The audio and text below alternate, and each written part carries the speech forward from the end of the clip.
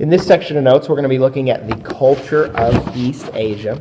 We're going to look at the languages quite a bit. Chinese languages, we're going to look at the ideograms, and I've got embedded within a TED Talk from a book called Chineasy, which is a pretty cool book. You might check it out if you've got some time. And it looks at the ideograms and how this language is developed, and kind of looking at how simple it is. Then we're going to look at the Japanese and Korean languages and the influence on those. We'll look at the religion and philosophy with Taoism, Confucianism, and Buddhism. We'll also briefly look at the standards of living, but a lot of that, what you're going to get, is going to be actually in class. And then we're going to end with the Western influence of how it's influencing this region, and how the 2008 Beijing Olympics is a good example of cultural convergence. Now moving on to culture. First part of culture I want to look at is languages.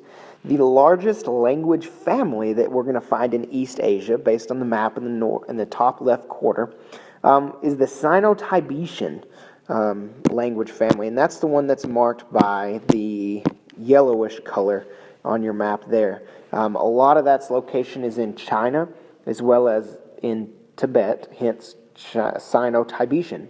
Some of the other major language families that you're going to see is Japanese. You're going to see Korean. Here it says Altaic, but you're going to see what's known as Khalkha, Mongolian, and Uyghur is going to be in this region as well.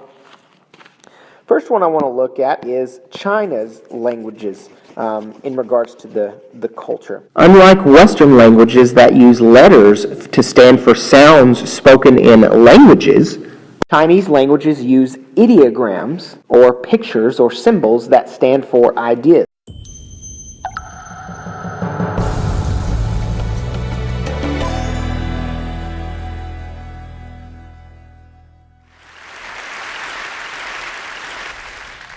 Growing up in Taiwan as a daughter of calligrapher, one of my most treasured memories was my mother showing me the beauty, the shape, and the form of Chinese characters.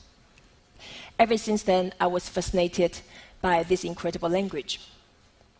But to an outsider, it seems to be as impenetrable as the Great Wall of China. Over the past few years, I've been wondering if I can break down this wall so anyone who wants to understand and appreciate the beauty of this sophisticated language to do so. I started thinking about how a new, fast method of learning Chinese might be useful. Since the age of 5, I started to learn how to draw every single stroke for each character at correct sequence.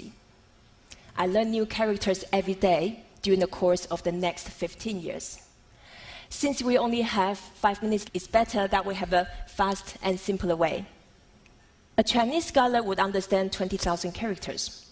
You only need 1,000 to understand the basic literacy.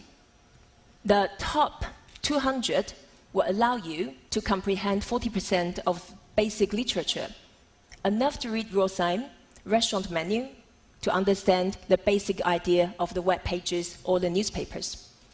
Today I'm going to start with 8 to show you how the method works. You ready? Open your mouth as wide as possible until it's square. You get a mouse. This is a person going for a walk. Person. If the shape of the fire is a person with 2 arms on both sides, as if she was yelling frantically, "Help, I'm on fire." The symbol actually is originally from the shape of the flame, but I like to think that way, whichever works for you. This is a tree. Tree. This is a mountain. The sun. The moon. The symbol of the door looks like a pair of saloon door in the Wild West. I call these 8 characters radicals. They are the building blocks for you to create lots more characters. A person, if someone walks behind, then it's to follow. As old saying goes, 2 is company, 3 is a crowd.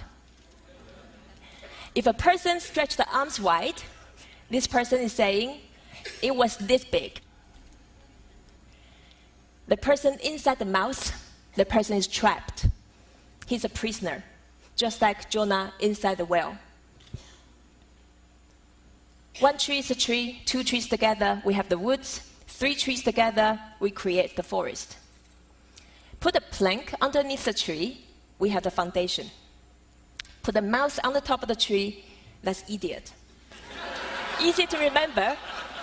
Since a talking tree, it's pretty idiotic. Remember fire? Two fires together, I get really hot. Three fires together, that's a lot of flames. Set the fire underneath the two trees, it's burning.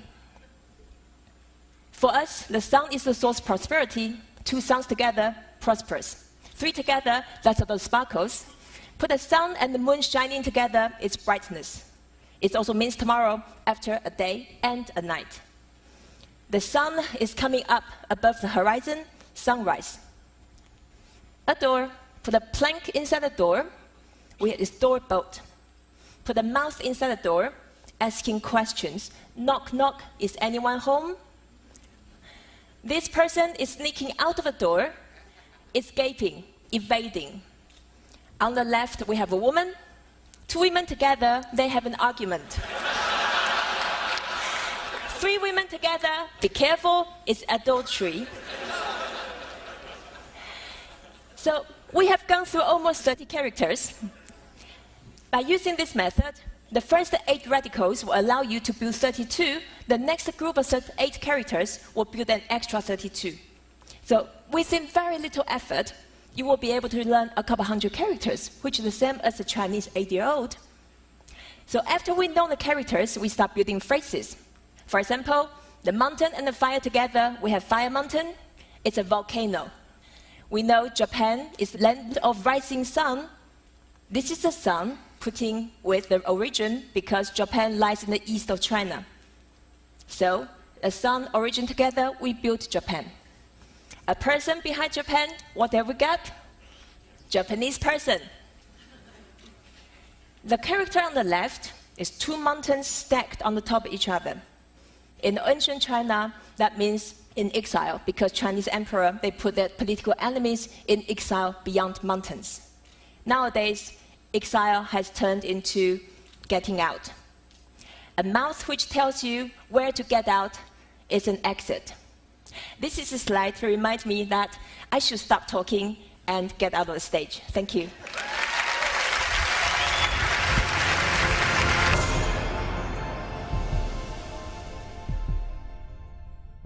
Now moving on to Japanese and Korean languages. Both of these were borrowed from the Chinese. In fact, Japan's first writing system was based on the Chinese written language, and also some Western languages, especially English, have influenced Japanese writing. And you could see the symbols here between the simplified and traditional Chinese versus your Japanese and your Korean languages, and you can see that they're very, very similar.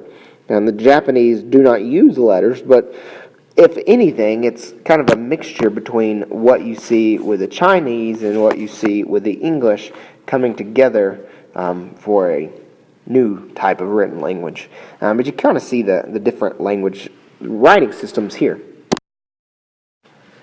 Religion and philosophy. Confucianism, Taoism, and Buddhism all are in this area. Some East Asians also believe in what was known as shamanism, which you can see that in the picture in the bottom right there. Shamanism is a faith in the leaders, and that these leaders are believed to have power that can heal the sick and that can communicate with the spirits.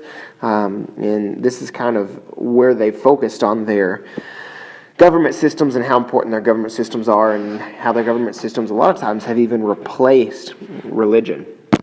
And I just noticed something in this picture in the bottom right corner.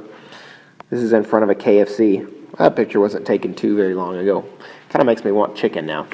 Anyways, Chinese governments and North Korean governments both strongly discourage religion because they're communists and they don't want any other power above the government itself. Buddhist leaders are named lamas, not like the animal, pronounced like the animal, but it's spelled with one L.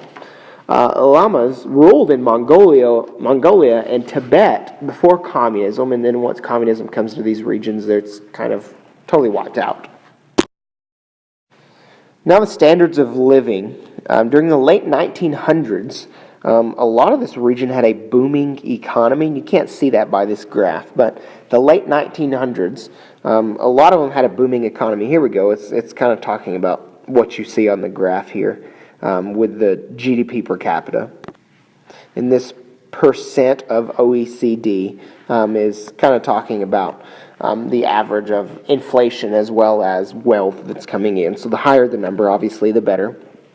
You can see Australia here, kind of a reflection of the Western world, these other countries, and then these other East Asian countries, except Malaysia, that's going to be in Southeast Asia, so you can take out Malaysia from this, but it shows you kind of where these countries rank with their GDP per capita. South Korea today is focusing on manufacturing and focusing on industrialization, and that is helping their economy become one of the most developed in this region, as they are a more developed country, but they're not as developed as Japan is. On this graph, you see Japan kind of lowering a little bit. This was in 2009. In today's standards, it's kind of going back up again, back more towards today, because they are an international world player. China still struggles, but you can see here from 2004 on, they're kind of rising a little bit, and that's reflecting their kind of a more and more adoption of a free market type of economy. They have free market zones within China, and those zones are just booming. And then Western influence. Kind of one of the things we see with Western influence is their food. They've adopted the use of beef and chicken and dairy. It's become more and more popular in this region, which is more of a Western type of food. Also, their leisure time, with their sports, baseball, soccer, and volleyball are all becoming popular in this region, which are more Western type of sports and Western type of ideas. And then lastly, which is what the picture here is showing you, the 2008 Beijing Olympics is a good example of cultural convergence, because the Chinese culture is blending and coming together with the ancient Greek culture of the Olympic Games. And so their usage of the Olympics in China are kind of showing the convergence between these two different cultures, when a lot of times you don't see that in China. You don't see them openly implementing Western ideas.